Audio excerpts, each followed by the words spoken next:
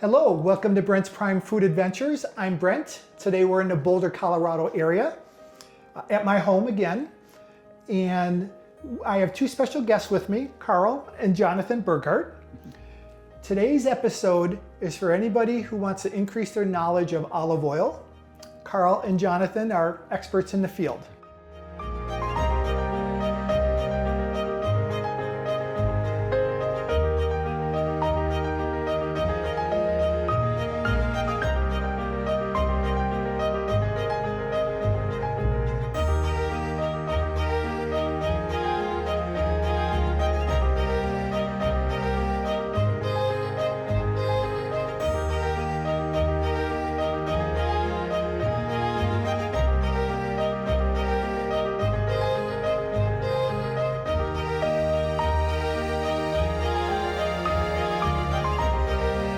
First, we're going to focus on the Greek olive oil, and I'm going to be quiet. Karl.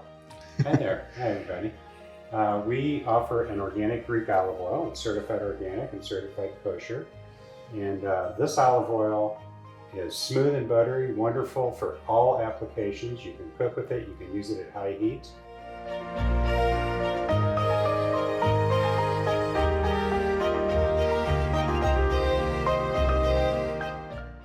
Our company is called Healthy Harvest Gardens, which I started 20 years ago.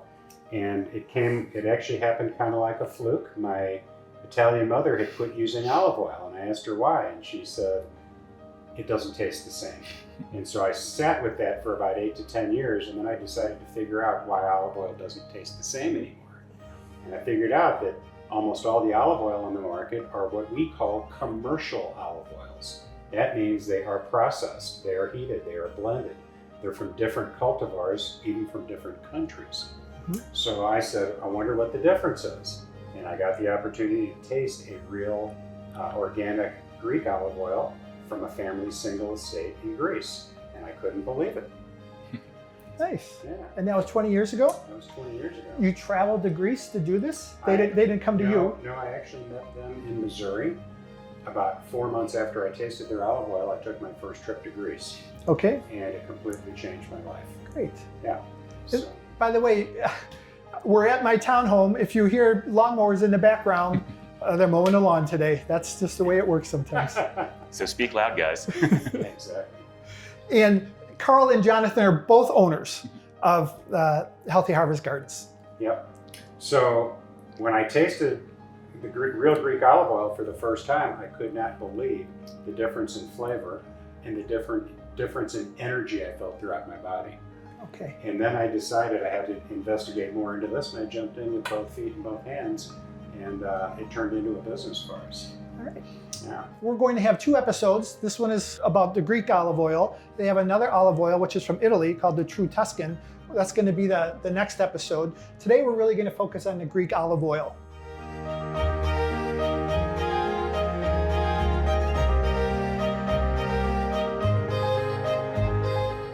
Karl, Jonathon, tell us how it works.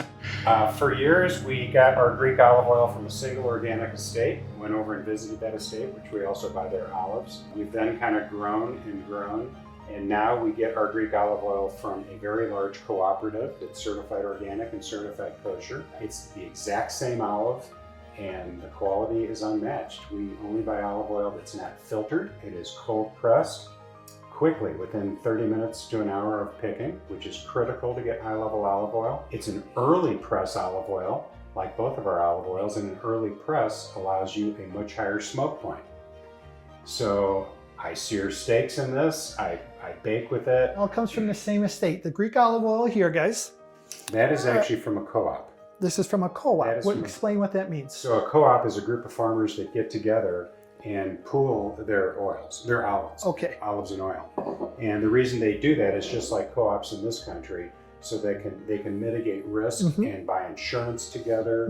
The whole co-op is certified organic and certified kosher, and the quality is basically unmatched. It's wonderful. It's a multi-purpose, everyday use olive oil. How many times have you been to Greece to explore this? I've been there a few times. My oldest son's been there a couple of times. Have you been there yet? Not yet. I'm waiting. We've got that on film. Yeah. I just got back from 3 weeks in Italy last week, so we've been there several times, and I'm in constant contact with the families that produce this. I talk to them all the time. Matter of fact, I have another shipment coming in on the 16th. One of my questions about production, Mhm. does it come over in 55-gallon drums? Does it come over already Sometimes. bottled? No, How does it I work? get it both. I get it Okay. in bulk, and sometimes I get it bottled. So when it comes bulk, what do you do with it? We take it to our commercial kitchen in Boulder and bottle it ourselves. Mhm. Only my family touches it, my employees. We treat this literally like the liquid gold that it is, not Yeah. because of the monetary value, but because of the health benefits. Yeah. So my 2 olive oils are packed with biophenols, which is the new term for polyphenols. A lot of people probably have heard of polyphenols, which are naturally occurring chemicals in olive oil that hold remarkable health benefits for humans. How often are you in your bottling facility, your production facility in Boulder? How often do you go to the Good kitchen? Gosh. In the winter, Jonathan runs the kitchen. In the winter, we're there probably 3 days a week in January, February, March, and we're bottling for as long as we can. This year, our olive oil was late getting to us, but we're there a lot, and we create a lot of products with this. So we don't just have a single olive oil. We have several infused oils from local farms where we get our garlic and our chilies. So we're there a lot. We spend a lot of time with the commercial. Or Jonathan spends a lot of time with the crew in the commercial Oh, kitchen. yeah.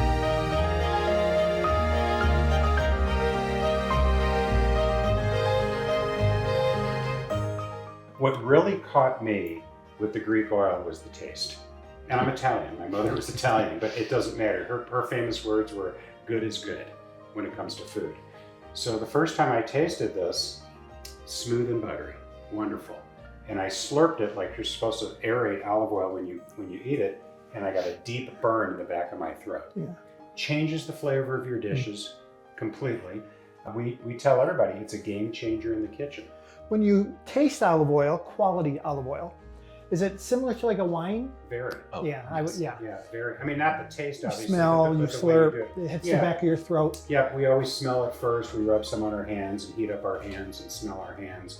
We're looking for certain notes in the olive oil because olive oil's quality varies greatly. There's different grades of olive oil that most people aren't aware of. Uses, everything. The typical Greek actually consumes a bottle this size per person per week, about double what an Italian regular folk Yeah, consumes. wow. So uses, cooking and everything. I actually made eggs this morning, used this olive oil, not only in the pan, but then also over the eggs. So I get a tablespoon of this every day. And with the high smoke point, it's worth noting that this is actually good for cooking foods at medium to high heat, even breaded or fried foods. I know we're taught as Americans that's very unhealthy. Yeah, because they're frying it in who knows what. Yeah. I've used this to make fried chicken, breaded pork chops. It does not sit heavily in the stomach, and the oil, because of the polyphenols, which we'll get to later, Yep. the same oil can actually be strained and reused if you're using it for frying up to 13 times.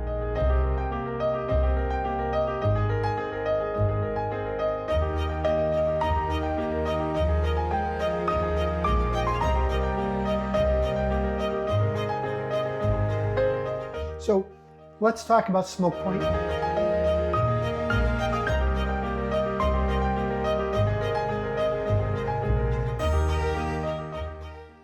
Can we define what smoke point is? Smoke point is the temperature. With our 2 olive oils, it's about 500 to 520 degrees, where the oil reaches a stage where it becomes unhealthy. So the molecules change from the heat. We're starting with high-grade olive oils up here. So we have a higher smoke point, and it's an early harvest, which is key to a higher smoke point. Yes. Yeah. So if you're starting with a low-grade olive oil, you don't want to heat it hardly at all. So my understanding on smoke points, again, I will say that I'm not the expert, but I cook all the time and I saute quite a bit. So a medium smoke point, if you're just on a skillet, my understanding 300 to 400 degrees. When you're going to, if you're going to saute on a high on your skillet, then you're going to 400 plus, maybe even 500 plus. Yep. Most of my sauteing, if I'm making eggs or I'm making vegetables, or most things, is really on a medium heat. When I'm using a high heat, That's when I'm searing. And I can sear, it's typically beef or seafood really are the only two things that I sear. And it's rare, but I will sear steaks if I'm not grilling, or I'll sear if I'm making beef short ribs, or if I'm making beef stew. You always want to sear that first. We're gonna go here. Go ahead. When I sear, I use an organic avocado oil because I was told it has a high smoke point for everything. Yep. So what I may do, again, we're going here, is this olive oil is a product that's going to be in my home forever. And I saute quite a bit. What I was told, again, extra virgin olive oil, you put that in your salads, right? But if you're going to cook, you're going to cook with avocado oil. I may still sear with avocado oil just because I've been told that the smoke point on that is higher. I may not. I may try, because that is when the smoke point is when the product breaks down. Yep. So I might try it also as well, and just go like you, go with this as well the whole time for everything. But most of my sautéing really is medium heat, and why wouldn't I use this olive oil every time? A high grade quality olive oil.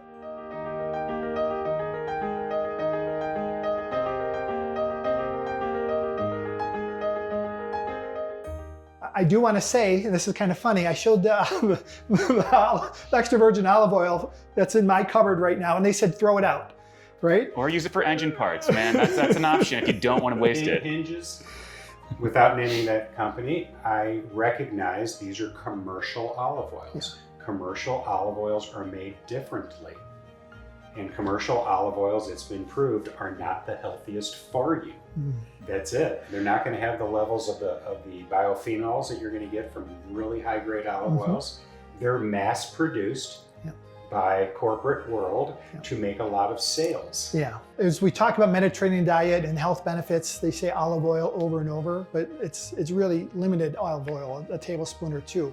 When we talk about a giant or a genuine quality olive oil, you can consume more than what you could do if you're just buying a big box store olive oil. You consume you'll know when you've consumed too much olive oil because your body will tell you. Yeah. How?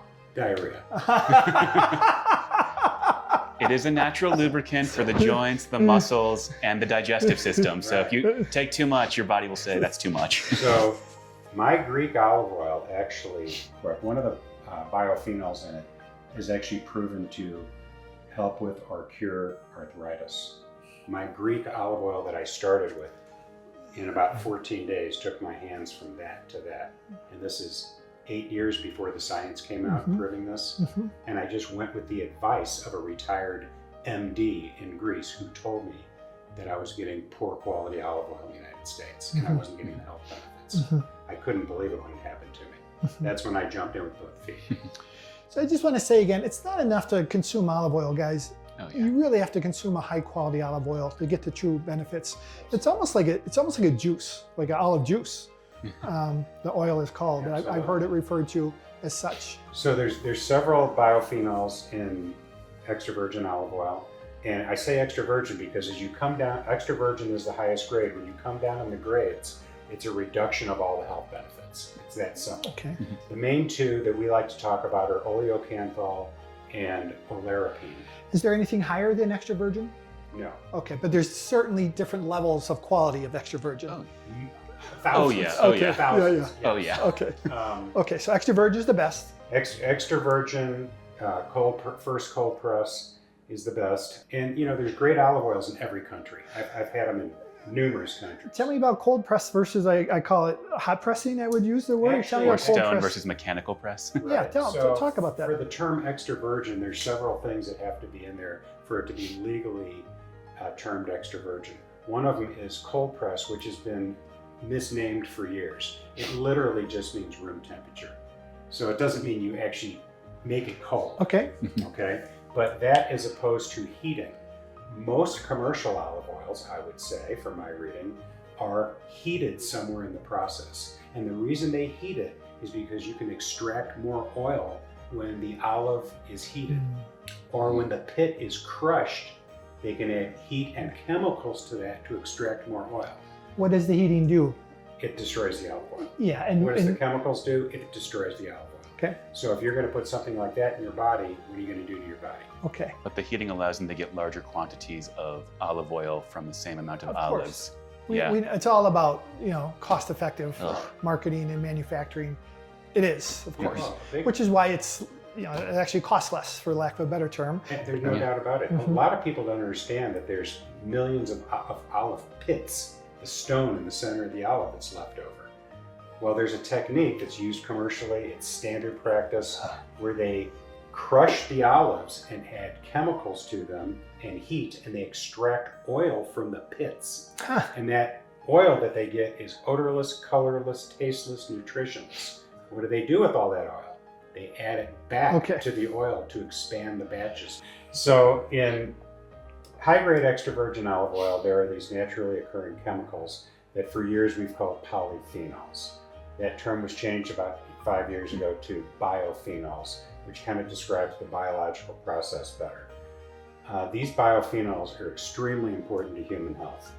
And this is a key of why you get the right olive oil to use. So you are getting these like a drip system in your body.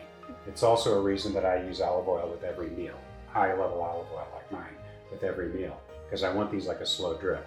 The first one we'd love to talk about is oleocanthal. Okay. There's been tons of science on oleocanthal, over 300 peer-reviewed scientific studies. Oleocanthal has been proven to kill cancer cells. Actually, a 2-year study on triple-negative breast cancer was done in Europe a couple of years ago, and it showed a very high percentage of the ladies that the oleocanthal was used on killed their cancer cells. Groundbreaking stuff. As well as killing cancer cells, oleocanthal has been proved to stop heart disease. It has been proved to cure arthritis. It has been proved to prevent the lesions on the brain associated with Alzheimer's.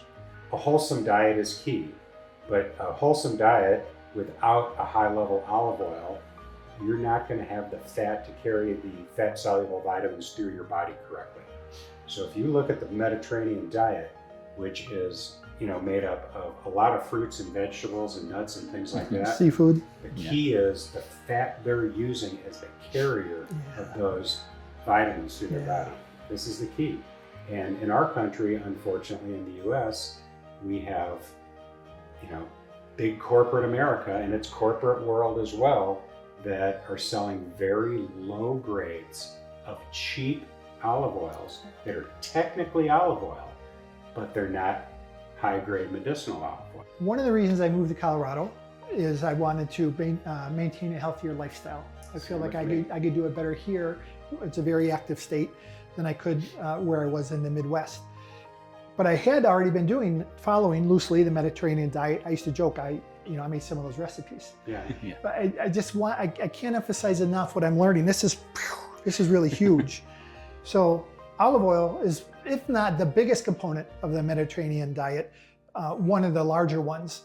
And when we're in the United States and we're using the big box store olive oil, it is not giving us the benefits of the Mediterranean diet that the people in the Mediterranean really are getting. The people in the Mediterranean are using genuine olive oil, cold pressed, fresh, that has been handled properly, that has not been blended with all these other things, which has not been diluted. It's not enough to do the Mediterranean diet, everybody. It's not enough to do the Mediterranean diet so that we can maintain our health. You have to do it with the right olive oil. You really must do it with the right olive oil. Another polyphenol polyphenol that we really like to talk about is olerapine. And olerapine is lots of science on it as far as regulating blood pressure in humans. How many Americans have high blood pressure? Right. Or how many people in the world? So they've shown that consistent use, and when I mean consistent use, I'm talking a couple tablespoons a day, will lower or control your blood pressure. Critical for good health. Critical. And it's unique because it's found in the olive leaf, correct? Yes. Yeah. Why don't more people know what you're telling me? Simple. Advertising. Who spends all the money on advertising in this country? Mm-hmm. The big, gigantic olive oil producers. I mean, there's olive oil producers in this country that have been selling us inferior olive oil for a couple hundred years. Yeah. But they're making big money on it. Yeah. And they've been sued before. There's been cases that have gone to the Supreme Court. But the problem is they'll get a slap on the wrist. There's so much money involved, and most Americans just aren't educated on it. Right. And now we have generations that have been brought up on poor quality olive oil. Yeah. And then your taste buds don't change. But when you taste the real thing, especially if you're somebody involved with food and your own personal energy, you'll feel it, you'll taste it, and you'll know there's a difference. I want to say I use the word ignorance sometimes, and it's not, some people find it's a harsh word, but we just don't know. Right. The things that we just don't know and understand, as I'm going to say as Americans, we don't know any better because we haven't learned any better. We haven't been taught. So true. And this is an example. You know, the big box stores aren't teaching us this. I don't know if there's olive oil lobbyists. Are there olive oil lobbyists? Of course. Oh yeah. You know, they've got a message that they're trying to get across. This is almost like underground. This is almost like underground knowledge that we're gaining here. But this is the knowledge we need to know if we really are going to be foodies. You know, we really are people that want to take care of our body. This is knowledge that is just vital. They kind of all overlap. Okay. But oleocanthal has a lot of that. Olarapine also adds on controlling blood pressure in humans. What they all do is they prevent oxidative stress on the body at the cellular level. Okay. That's the key. Another nice thing about olarapine, which we have in very high amounts in our olive oils, is that it acts kind of like a scavenger for free radicals in your system. So it hunts them down and eats them up. This is really important, especially with cognitive decline for people that get older. So it will cross the blood-brain barrier and attack free radicals in your central nervous system. Extremely important as we age that we do this. And I think that's another reason why in the Mediterranean diet, they don't have anywhere near the same level that we do of memory loss. Yeah. It's just the difference. If you look at graphs and charts, it's unbelievable. In the Mediterranean diet, as I've done my research, there's really three areas. One is the food. Olive oil is a big part of their food. But one is their physical activity. Like they walk to their local market. They put exercise into their day. And then the other third one is just there's the social activity of it all. You know, they're not sitting in front of a TV on a couch. So I do want to say that there are other components to the Mediterranean diet besides the diet. Yeah, I just returned and I didn't drive for 3 weeks and I didn't watch TV for 3 weeks. Yeah. I walked every day and I ate everything that they put in front of me. What I'd like to say, it's really a Mediterranean lifestyle. It is a I think that lifestyle. the Mediterranean diet has been mislabeled because the food is really only part of it. All these biophenols kind of overlap and do different things, and science now is pulling them out individually. But you got to remember, they're all in the oil. Okay. So if you have a high quality olive oil, and you can verify this through many different ways, and you'll know it, your taste buds will know it. All these different biophenols overlap and do. Some of them do the similar things, but they work in conjunction with each other. It's really interesting, it's groundbreaking, and there's new news all the time about them, all the time. Yeah. When I first got into this, I just went on the advice of somebody in their 80s that had been producing olive oil for years, for 5 generations on this farm. And he looked right at me and he said, "You'll know it by taste, but you'll know it by how you feel." Yeah. And I felt inflammation within 72 hours leave my body. So I tell our customers all the time, if all of a sudden after 7 to 10 days of doing a minimum of 2 tablespoons of our olive oil a day, you forget about that elbow or that shoulder or that hip, it's because these are major anti-inflammatories. Yep. So that's what the biophenols are as well. They're major anti-inflammatory. Do your research Absolutely. and find out what we're saying. You know, don't believe us necessarily. Take the time to find out if what we're saying is true. And one of the things that I've learned is that there's all kinds of studies. In fact, maybe now we could talk about a high quality olive oil. How would you find a high quality olive oil if we're not getting it from your own? There's several ways. I mean, let's go to the most basic one, and that is get a relationship with somebody that does this for a living. Yeah. Somebody that actually talks to the farmers, that spends time with the farmers, eats meals at their homes, that can go to their production facilities and look at everything they do. You're not going to find in my opinion, a high quality olive oil in a box store. And the reason is they have to supply thousands of those stores. So think about it. How many small farms can you supply thousands of stores with? And that oil has to taste the same, whether it's here, Canada, England. How do they get it to all taste the same when it comes from different olive? But if you have watched my ground beef and gourmet pub burger episode, I say the same thing about the ground beef. Absolutely. How could you find a high quality ground beef? And what I say is get a relationship with your local butcher or meat cutter, or ask. Just ask. You can go, even if you're going to the big box store, ask, how is this made? What is in there? They will tell you. So I love that one of the ways, to eat well, is to have those relationships. You don't just go walk into a store and take something off the shelf. You need to take the time to do that, and you should want to take the time to do that, especially if you're a foodie who enjoys food. That's exactly how you learn things, is you have those conversations with the people that produce it or make it. Yep. Absolutely. It's critical to build a relationship with somebody that does this for a living and not somebody that's doing it short term. You can find internet sites all over the place where people are, quote, looking for olive oil all over, and you can read 50 pages of narrative to try to get them to convince you to sign up with them. Find people that are passionate about it. Find people that study it all the time. Find people that use their olive oils every day, and then look at the recommendations. I did find out about Karl and Jonathon from the internet. I actually found you at a farmer's market, a local farmer's market. Awesome. Not everybody's going to have access to a local farmer's market guy, but if you do, what a great spot to go see if you can find somebody who's got a premium, high quality olive oil. Absolutely. How many farmers markets do you do a week? Our company works between 12 and 14 a week. And then, of course, our online business, www.healthyharvests.com. We ship everywhere, even to other countries we ship. But yeah, we're available, we're local, we're in Golden, Colorado, and we love talking face-to-face with people about this because there's so much misinformation on the market about olive oil and other food products as well that we kind of look at it as our duty to clarify some of this. Are you at a farmer's market every day? Thankfully, my son's taken over a big part of that. But we have very well-trained employees, 6 of them that are extremely well-trained, and they're always learning as well. What Karl has said is you can reach out to his company specifically. Absolutely. He answers emails every day. Every day. If you have questions. Karl's not the only one that offers a premium high quality olive oil. Take the time to build that relationship. You can connect via the internet, or you could try to do it locally. Any other way you can find anybody who knows things about olive oil, I would encourage that. Yeah, it's nice. If you find a place locally, you can get your questions answered in real time. Like when Brent came up to the market and started talking to me. Talked for 5 minutes, he had a lot of questions, and I knew.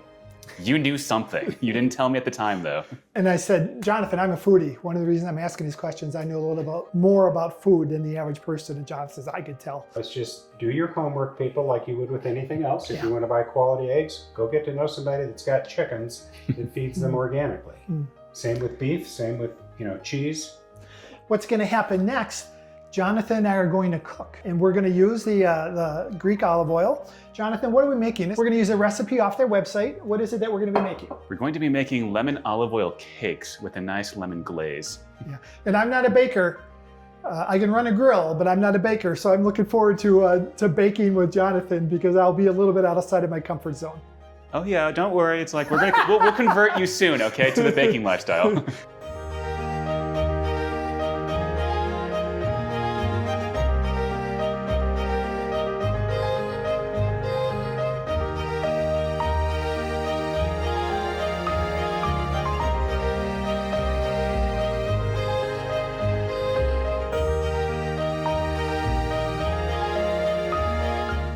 All right, I'm here with Brent in the kitchen now after the talk of our Healthy Harvest Greek oil. Using it today, we're going to be making one of my recipes, actually, lemon olive oil cakes. And the thing to remember here is these are going to be tasty year-round. They use a lot of olive oil. They're very rich. They're a little bit sweet, but not too sweet. And they're a great hors d'oeuvre, snack, or after meal with a nightcap. Oh, does that sound good? What kind of nightcap? For me, it's decaf. For everybody else, I don't know, other parts of the world. Good. But today we're going to be using, as you can see here, we have all of our ingredients out. We have a tablespoon of melted butter, about a cup of flour, actually a little bit over that, because we're going to take the melted butter and the flour into the cupcake pan. We have 1 1/3 cup of sugar, We also have 2/3 of a cup of, I normally use whole milk, but you can also use I used a plant-based milk. We're gonna plant-based try milk. it. On top of that, we have our Greek and our lemon-infused olive oil, which we'll get to that soon. 2 eggs, some baking powder, and then I'm gonna have you start zesting the zest from 2 lemons. How does that sound? Let's just see, did we get everything? We covered the eggs and the butter. What is in here? Did we get the powdered sugar? Oh, sorry, that's gonna be for the glaze later. So will the lemon juice. So guys, you are gonna be using the zest from the lemons for the actual cakes and the lemon juice for the glaze that goes on top at the end. Nice. And this is really Jonathan's show. If you've watched episodes, you've seen where Jonathan's the baker. I've probably said it more than once. My family didn't measure well. I'm not a very good baker, but I like to eat baked goods. So Jonathan's running this one. Yeah, and a shout out to my Korean adopted but Polish mother who taught me how to bake. Shout out to Korean adopted Polish mother. Woo! Yeah, thank you, Kathy Burgart. And Brent, we're forgetting something. Well, you're forgetting something. Yes. So. No. No. Oh. My gloves. Oh, Jonathan totally caught me. You don't want flour under your fingernails. We all know what that's like. Yes, here we are. And this is such a thing when you're handling prepared food to have the gloves on. Thank you, Jonathan. Yes. And so I thought what we could do is I could have you just continually, well, first of all, I'm gonna have you put the zest into the bowl, and then we'll just start. With this one, it's pretty simple. You only need 1 bowl and all the ingredients go into 1 bowl. I know some recipes you need dry ingredients and other recipes you need liquid ingredients like separately before they get mixed. Not the deal here. And why am I zesting this lemon? You're zesting this lemon because we want to get a lot of the lemon oil out of the peel. Because if you use the peel and you're not getting any of the pith, which is the white part, the citrus zesty taste is going to be much stronger and it's not going to be bitter. Like this might be for a future day, but for our lemon infused olive oil, we use cold pressed lemon peel. We don't add the peel to the bottle because that can just make the entire thing sour or bitter. I know a lot of people do that, but another day. So what else is going to go in this besides the lemon zest? Right now, after the lemon zest, I'm going to be putting in the sugar, believe it or not. Okay. And tell me again what we're doing. We're making the glaze right now, or we're making Right now, we're making the actual batter. Okay. So the glaze will be separate. The lemon zest goes in the batter, but the lemon itself goes in the glaze. Correct. Gotcha. And in this case, I know the recipe online calls for a food processor or blender. I'm going to show you that you can do this with your hands, okay? Tastes the same and less machinery required, right? Just elbow grease. Jonathan, I don't remember. Did we say that this is one of the recipes that's available on the Healthy Harvest with the S.com website? Yes, www.healthyharvest, plural with an S.com. And this is one of the many recipes we have there. It's one of my favorites too. We'll also have a link, you'll see down below the PDF file if you just want to print it off. Yeah, so what we're doing now is we're actually mixing the lemon zest with the sugar first. And after that, then we add the eggs and it's all gonna get mixed. So you want the lemon zest to be bonded with the sugar because it is still gonna be citrusy and sour, but not too much with all of the sweetness from the sugar. Nice. All right, and now what we've just done is that Brent has done the zest of 2 full lemons or 4 halves, and he's mixing it with the sugar right now. And he didn't know it, but he's volunteered to be my muscle right now. So after those 2 are combined, again, everything just goes into the bowl here. So I'm gonna say, keep mixing, keep mixing. Next are the eggs going in one at a time. Oop. Just right back on that if you Yep. want. So keep stirring, and that's going in there. He wasn't kidding. Oh yeah, I'm making you work for these cakes. And I'm gonna have Brent show the camera. You can see that everything is coagulating into this nice, thick substance, right? That's what you want there. You can tell it's all sticking together. Nice. And next is my favorite part, the olive oil. So I need to reach across you. Or, I'm a little outside my comfort zone. real nice. So again, this is what we're gonna be using. I've actually tailored this recipe myself. So in all, you need 1/4 of a cup of olive oil. but I've made it so that I like really citrusy foods. So I'm going to use half of the fourth of a cup, so an eighth of a cup of our Greek olive oil. So keep stirring, keep stirring, keep stirring, keep stirring. Like a hollandaise almost. All right. Like a hollandaise. And I think you know the next part, right, Brent? You haven't tried it by itself yet. It's time. Remember, slurp like you're tasting wine. The proper way to taste olive oil. I like using our Greek olive oil for this recipe because at base it's very buttery, very smooth. Also nice and rich though, so it works perfectly for baked goods in my opinion. It is buttery and smooth, and I have just the tiniest bit on the back of my throat. So when I tried the That's called the Italian, aldehyde sting. Yes. Okay. That comes from a chemical in olive oil called oleocanthal. Like my father mentioned, a lot of proven health benefits. The ones I want you to remember are proven to kill cancer cells, proven to stop heart disease, proven to cure arthritis. Those are the big three. The list actually only gets longer per year. There we go. There was an eighth of a cup of the Greek, and here's an eighth of the cup of our lemon-infused olive oil that uses the Greek oil as the base. This one was actually made by my dad and I in small batches by hand for our company. And that just you don't have to use it, but it adds that extra citrus kick that I personally crave. There we go. That was not a product we covered yet. We just covered the Greek and the Italian, so this is something that we're using just for the recipe. So this is going in next. And this next part is going to take a little while longer to incorporate the flour, so this is a perfect opportunity for if you have a helper like I do. You're going to get your muffin pan next, and on the recipe it called for a tablespoon of melted butter. I'm just going to get my rubber bristled brush. That is going to be mixed in the butter and then put into the pan. Because you can use like other items too. You can use olive oil for the pan, but I find that when you use butter, it helps to brown the bottom of the cakes, believe it or not. And I like that. So you're gonna rub the butter in here, and then it's optional to where you can dust some flour into here just to make sure they don't stick. I've never found them to stick without the flour anyway. And if the flour isn't, fluffy enough, you can get chunks of flour in the cakes. So I just use the butter. It's really gonna be up to the user in question. Jonathan, how does this look? That looks perfect, actually. I'm gonna sing the blues a little bit while I'm doing this mixing. Nobody knows the troubles I've been through. Nobody knows my sorrows. Yes. I'm sorry, I didn't mean to break your concentration there. And now we can take it easy on that. Next, we're gonna add the salt and the baking powder to this mixture. The batter here, as you can tell, it's thickening up very nicely. So now is the time when I'm going to add the milk and tell him to slow down the mixing, because over mixing at this point, after I add the salt and baking soda, if you over mix it, guys, they will deflate in your oven. They will still be delicious, but that is not pretty to the eye, right? So here's the half teaspoon of salt. And then next will be the half teaspoon of baking powder. I previously mentioned how Tyler was the one that got me a Dutch oven that I used as I was making the soup.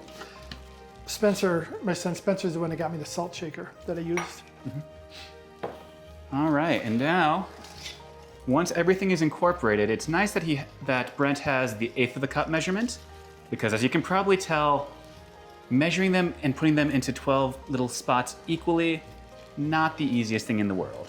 This will help with that. Awesome, so we'll just do that till everything is incorporated. Just a few more. Okay, maybe a little bit more elbow grease. See? Have I said yet I'm not a baker? This is what we're doing. This is part of your conversion to baking, okay?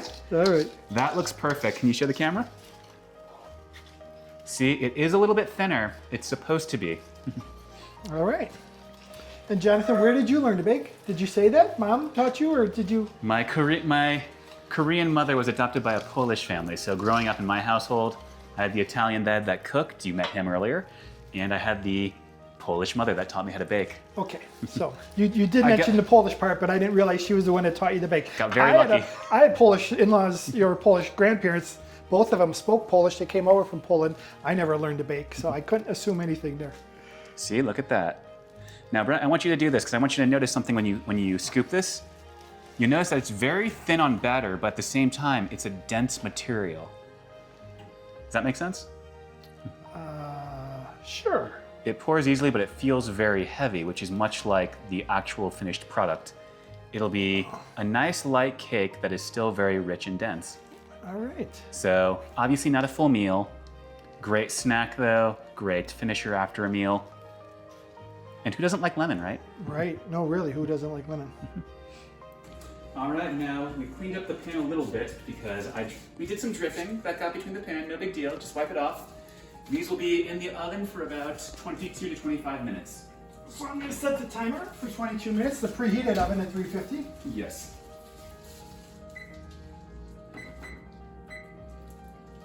And that gives us time to work on the glaze for the cakes now. All right, so the cakes are in the oven. And next, what we're doing is we're gonna be making the glaze for these. So this is optional, okay? I just know that these cakes are not gonna be overly sweet, so the recipe calls for 2 tablespoons of melted butter, the juice from those lemons you zested, and a 1.5 cups of confectioner sugar, which layman's terms is powdered sugar. If you didn't know, now you know. So the idea is this is gonna be something that we drizzle over at the very end. Again, it's optional. If you're not a big sweets person, you can use this as a dip as well, or just throw the lemons away. I don't know. Sounds good. Do we have, will we need, I see that the lemon infused, are we done with that? We're done with that for now, yes. Okay, so I'm just gonna. Until another day. I'm just making, putting a little few things away so I don't get too, we're all done with the Greek olive oil, right? Yes, we are. Okay, good. So what we're going to next is you're gonna get a nice little small bowl here. You're gonna put in the melted butter. You're gonna put in the confectioner's sugar and the lemon juice. Jonathan, are either of those to any, that's to the lemon olive oil, Yes. I feel. We'll need to save that. I'm just cleaning up as we go, guys. That's what I do. And I've also done this variation where you can take the lemon juice and you can mix it with orange zest if you're looking for more of a citrus glaze over the top. You can do it on the stove if you melt the butter there with powdered sugar and dark chocolate and lemon juice. So again, this is just the traditional recipe that's on the website, but that doesn't mean you guys can't experiment whenever you want.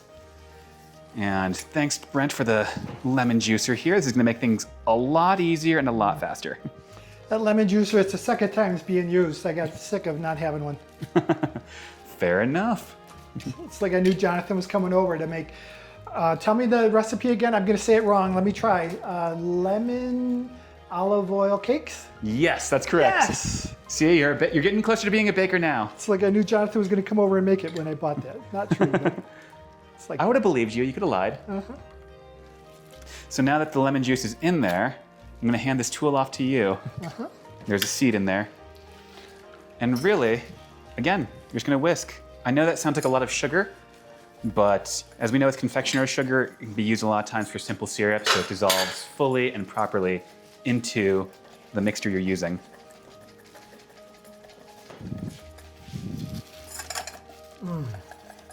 See, nice. You can probably see here, nice and fluffy. And you don't have to use all of this for all the 12 cakes. And another option that I've done is when I've made this on the stove, where you melt the butter, then you add the juice, and then you add the powdered sugar there and you're whisking it on the stove. You can actually take the cakes, if they're done out of the oven, turn them upside down, just dip them, and let them dry for a nice glaze. This is more of a sauce, if that makes sense. When you're putting a glaze on, should the cakes be warm or room temperature? They can be room temperature. Okay. And as long as they're cool enough to where the glaze will solidify on the surface. Okay, so they should be room temperature. You shouldn't try to put the glaze on hot out of the oven? Correct. Okay. Also, they probably won't come out of the pan. They need to sit in the pan for about 10 minutes before we try and separate them anyway. I see. So we're gonna cool the cakes. We're gonna take them out of the pan, and then we're gonna glaze them. We're not gonna Yes. glaze them in the pan. All right. Correct. All right. See, you're learning so much today with the baking. Although these questions tell me you don't bake a lot. Yeah. And now I want you to smell this. Oh wow. That smells like the best thing you would ever put on a cinnamon roll if it was cinnamon instead of lemon. Oh, that's amazing, Jonathan. I can't wait. I'm gonna try it. We're gonna try just a really little bit by itself, okay? Otherwise, you don't know if it's going to be good on the pastries or not. It's amazing. And if you have leftover, like you're saying, this is good over like a cinnamon roll or maybe pancakes in the morning or maybe a mild sweetbread or, gosh, over a chocolate cake. Sure. I'm going to do a Homer Simpson here. Glaze. Oh, yeah. Yeah, that is really good. My timer is going off on the lemon, Lemon olive oil cakes. Lemon olive oil cakes. And we're going to do the toothpick test next. I'm going to have Brent do that so he knows. The idea is you take a toothpick and you poke it into the center, almost all the way through, the center of the cake. And then Brent, tell me, is it coming out clean or are there chunks sticking to it? There's chunks. Let me see.